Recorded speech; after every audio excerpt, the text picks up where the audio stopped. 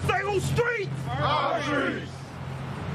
Say on streets. And made it. Right. Made it. Whose streets? Our streets. Word on the beat, word on the beat, word on the beat. Time after time after time after time after time after time after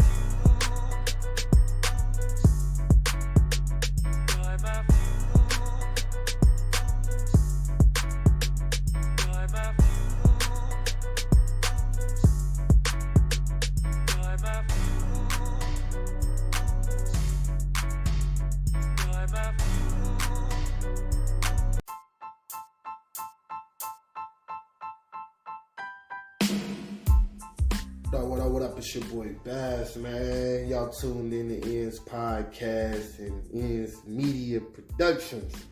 Man, I want to talk to y'all today about a lot, man. First of all, Ramadan Mubarak for everybody that's observing and taking part in Ramadan. But man, we've been on a journey. I know y'all ain't heard from me in a minute, man. But you know, ever since we touched down back in Detroit, moved the business to Detroit. That's the hometown, home city where I'm from. The community, anything where I'm from, man, it been nothing but building and really been trying to figure things out and reestablish myself, you know, because I've grown, you know, in a sense. You know, since then I opened up my own store, which is, we still in the building stage. We in right now, it's a store / office / studio. You know, the space ain't really that big. You know, when I was first starting out, it was one thing I had to really prep myself on. I've been prepping myself on is expectations, because expectations will kill any dream, any experience, any blessing that you may receive. So that was one of the first things I had to really tap into, is kill my expectation and reignite the hunger, you know, that shark, man, that hunger in me. And I did basically like reignite it, because you know, you building from the ground up, and that shit comes with shit. Especially when you really, that's why we call it eating in the streets, because you really building from the ground up. You gotta reestablish yourself, reestablish your brand, and then also reestablish, you know, your foothold, you know, the place that you gonna call home. And I'm from here, and when I say reestablish, I'm not saying like I'm not already established in Detroit, but in the sense of the way you've been moving, you know, it's adjustment to lifestyle. You're not used to moving the same. You got to rebuild up some of your clientele while also maintaining the relationships you have built with people around the world. But just embarking on this journey it's been crazy, man. I ain't gonna lie to you, it's been crazy as hell. It's been fun as hell, though. You know, just starting out with my own store, I know finding out about it, I ended up coming across the listing on Facebook Marketplace. Me and the dude was going back and forth for about a couple months. I was trying to figure it out, like if this the location I want. And then at first I said nah. Then I was still out here looking. I didn't really find nothing that really appealed to me or my eye, you know, and what my situation was. Which, you know, eating the streets when you're making the most out of your current situation. I ain't balling. I ain't got the COVID money. I ain't, you know, I get my shit straight out the mud, straight off the muscle. Not knocking anybody that do. If you got the PPP loan and the EIDL loan, I mean grant and all that type of stuff, more power to you. Blessings be upon you. And, you know, it's a blessing from Allah. You know, just do what's righteous with it and do it right with it. But just needless to say, that wasn't my journey, my path. You know, I had to really put my boots to the ground and really start grinding, you know, even from working a job, 12-hour shifts and all type of stuff to try to run that bag up, at least get my bag right to a certain point where I can invest in myself. And that was a big thing. I could never really lose sight of what the bigger goal was. You feel me? The bigger goal was to build, come home and build in the trenches where we stood. You feel me? And I put that in the song, you feel me? And that was one of the biggest things I also learned from, you know, my mentor, you know, shout out to Will Wallace and that's what I learned from being a part of North 4. Shout out to North 4. It's a, youth initiative program or a youth program that help youth from the inner city that has been involved, that have background from, just got a backgrounds and stuff like that. So that really helped shape and mold my mindset, and also seeing that I can make a difference, So that was my whole intentions and my whole goal, and still is my whole goal, man. So we was able to acquire the space, like I said, I started kind of rambling a little bit, acquired the space from, just reaching out, networking. Facebook Marketplace was a great place for me, ended up building a relationship. And it was funny because he was asking like, man, so what do you do? What is you gonna do? I was telling him, I'm gonna have a boutique style, but it's gonna be serving for media and an office. He said, word, like office high, like media, what you do? I do marketing, web design, logo design, social media marketing, websites, man, anything that has to do with the computer, helping your voice be heard, and anything with graphics, anything like that, I'm your man. I know how to do that. Which turned into us building a business relationship. But first we had to get the transaction out the way, man, because transactions also help build relationships. It's a trust thing. I'm giving my money to you, and and in return, I'm expecting some type of tangible or intangible product or service. So, with us doing that, I was able to leverage one thing that my mama used to always tell me, like, if you're going to be in this world, you got to have a skill. You feel me? If you're going to be a productive man in this world, you need to have a skill.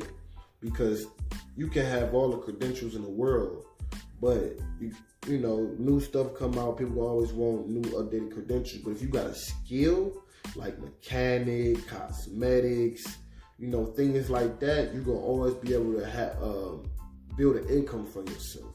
So my skill was marketing, graphic design, and web design. That's a skill that I acquired, from freelancing and just basically working for years, doing it on my own, and doing my own things and stuff like that, doing my own marketing, doing my own graphics, doing my own logos. Over time, I established myself and acquired these skills, but then also I acquired the experience, verified experience, working with different businesses, various businesses, nonprofits, and brands. So I was able to, communicate that to him, to share that with him. They come to find out he's a businessman himself. He's involved and got a network of multiple different businesses. So we was able to come together and come up with some type of agreement, you feel me? And it's all on the books too. It's all on the books. Some type of agreement to where I can supply him with service, and he can supply me with rental space and stuff like that. He can cut the fees down and things of that nature, which was real beneficial when you building out the mud, man, because you trying to save every dollar you got to reinvest into what you building. And that was one of the big things for me, was like realizing that I got a skill, I got a talent. Let me utilize that and let me leverage that to help me build and establish myself even at a cheaper rate, at a cheaper rate. So me and him was able to do that, start out with logo, then, custom t-shirts and stuff like that. And then he was able to see, all right, dude's serious about his business. He in the shop, he got the shop. You feel me? I see him trying to make moves, and, he delivering. That's the thing, you establish that you're delivering. And then we was able to, just keep building from there. And now I'm doing photo shoots for him. Like I said, shirts, logo, graphics, marketing, all type of stuff for different businesses that he's associated with, and for him as well. But then just on top of that was just, going back in the whole expectations. I didn't expect none of that. I would just went on a limb and was like, yeah, man, this is also what I do, but, check me out. You might, I see you're a businessman. You could possibly, utilize my services and things of that nature. And that helped, help us build a lot kind of faster, because it wasn't just, the transactional relationship be cool, because as long as you paying, motherfucker lie, you pay on time all the time. You know, if he's late, I know it has to be a reason. That's what I mean by building trust relationship with transactions. And then also, too, you become accustomed to a person, you feel me, and what they have to offer. And be like, you know, somebody value based off of, they want you to keep bringing them money. You value them because you want to keep the space. Y'all build some type of value with each other. But then one of the biggest things, too, for me is, too, I was on the fence, heavy. Like, I wanted a store, I wanted to start all this, but I was like, man, I don't know how I'm going to do it. You know, I just kept praying until I lied. But then I was looking for opportunity. And in the past, I had to learn my lesson. In the past, I used to jump the gun and go after the first thing that was shining. Had to kind of really sit back and reevaluate and see what I'm working with. And also build my funds up to what I'm really trying to do so I can be able to attain the office / store, but also be willing to invest into it. And that's where the job came in at, you know, job hit, motherfucking stimulus hit. Like, I ain't get that dumb stimulus check that some of y'all getting, because, you know, y'all claiming y'all kids and a whole bunch of other more stuff. You know, so I got the stimmy, but I ain't get the same actual COVID funding that a lot of businesses was having. And some of that, you know, and I ain't gonna blame nobody besides my own self. You know, the shit is still available, but it's just a process to go along and go get it. And after you get it, what does that mean for you? You know, I'm not really too big on taking out loans and stuff like that. But yeah, that's just me. So along this whole process, I've been finding out a lot about my own self too, you know. Presentation is everything, but standing behind your brand, you know, and standing behind your dreams. Nipsey Hussle said it best. He said in a song, he said, perfect timing. Sometimes I feel like I'm too late, and I know I'm still great in spite of my mistakes. Perfect timing, feel like I'm too late. My only regret is I make niggas wait. But I just, in the whole thing, in perfect timing, he was saying, just chase your goals, fuck the time it take. Anybody know about Nipsey Hussle's biggest thing was the marathon. This is a long-term thing. This isn't short-term. So it isn't trying to hop in, get a bag, then hop the fuck back out. Nah, this is something I'm trying to establish, I'm trying to build. I'm trying to grow this thing to multiple locations around the city, in various cities. You feel me? In states, you know, I've been able to travel the world and network and meet a whole bunch of beautiful souls and minds that got a lot of things going for themselves. But I was also to walk lands that I never thought I'd step foot in when I was a youngin' coming up in Detroit. You know, I've been to Georgia, Bama, Tennessee, Minnesota, Ohio, even Iowa, Texas. You feel me? Kansas, like just all Pennsylvania, all different places. You feel me? And I'm just I don't know if y'all know about Lil Snoop said, I'm just a nigga from the ghetto. But my dreams, aspirations, and that hunger drove me to these places, networking with different individuals and establishing myself, but also establishing my brand and what I stand for and who I am. So when it came down to just this store, I'm like, I gotta go hard, because if I don't do it, ain't no telling when. Life is short. Allah blessed me with breath to breathe today, so let me plot, mastermind on that right now. So that was a big thing for me, and I've been blessed because I've been able to come up on the space. But then the first week, I wasn't really here. I was kind of lazy with it, and I realized it wasn't even because of like me just being lazy. I was kind of scared though, like real shit. I was kind of scared. Cause I'm like, you know, you got these plans, right? And Mike Tyson talking about something. Everybody got a plan until they get hit. But it wasn't necessarily like me being hit. It was like life hitting me. It was more so the expectations. Like, damn, what if my store don't look the best? And damn, right now I ain't got everything in my store. It ain't really appealing to how I like it and all that type of stuff. But I have to really sit back and evaluate myself, you feel me? I have to really understand the process that it took to even get in this story, you feel me? And own it and love it, love the whole process. You know, I shout out to Nip Hussle when he shared his story about the transitions of the marathon store, from him even losing the store. And his brother, and before they even got a store anyway, his brother came and set up a table outside selling t-shirts, y'all. Like, that's real spill. Came up outside selling t-shirts, my nigga. Like, excuse my French for some of y'all that may get offended by that word, but I am from where I'm from, and I do talk how I talk. I appreciate y'all that stick with me. And I get lost up in the terminology. But it was just like understanding where he started off from and sticking to that script. He always admired his brother from that. Like, yeah, man, my brother popped up a table, selling shirts. You know, police kept fucking with them because they was in a gang area, heavily gang culture area. So, you know, police gonna mess with them, like, what y'all doing out here? They ain't got no permits, you know, taking their merchandise, which is a loss of money, which a lot of y'all gotta understand, it's a loss of money.